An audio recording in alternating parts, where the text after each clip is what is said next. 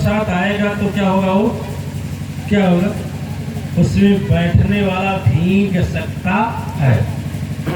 लेकिन यदि वही छत बन गया तो भीग सकता है नहीं।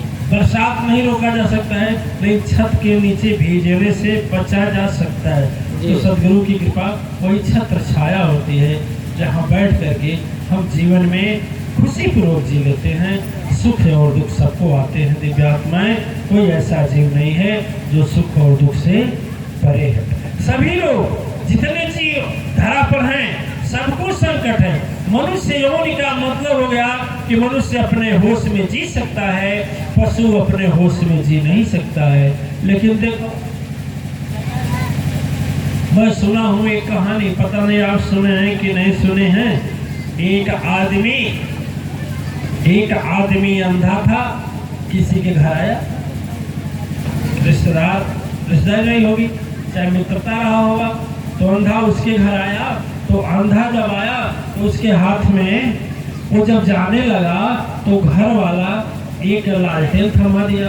लालटेन जल रही थी। वो बोला कि लालटेन मुझको किस लिए लालटेन, जब मुझे दिखाई नहीं देती है कुछ।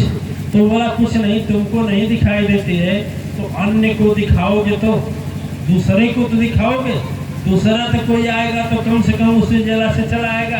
तो एक और अंधा उधर से आ रहा था लालटेन लिए हुए, ठीक है।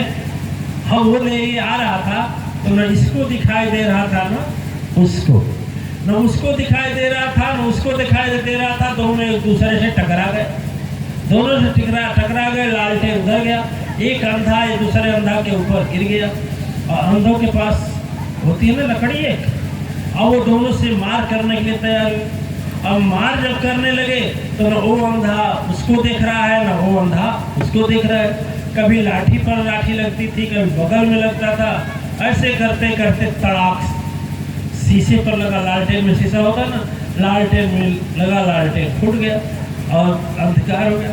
फिर भी कोई भले ही अंधकार हो गया, लालटेन फूट गई, बुझ भी गई।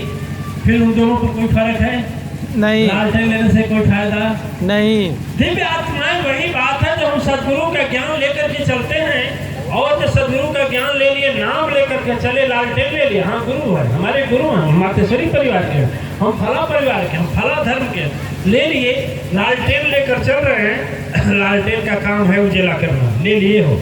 सदगुरु की वाणी शक्ति जो मंत्र लिए हो उसमें ज्योति प्रकट करने की क्षमता है, लेकिन उसको देखने की क्षमता तेरे अंदर होनी चाहिए ना, आपके अंदर होनी चाहिए ना। यही कारण है दिव्य आत्माएं हमसे लोग पूछते हैं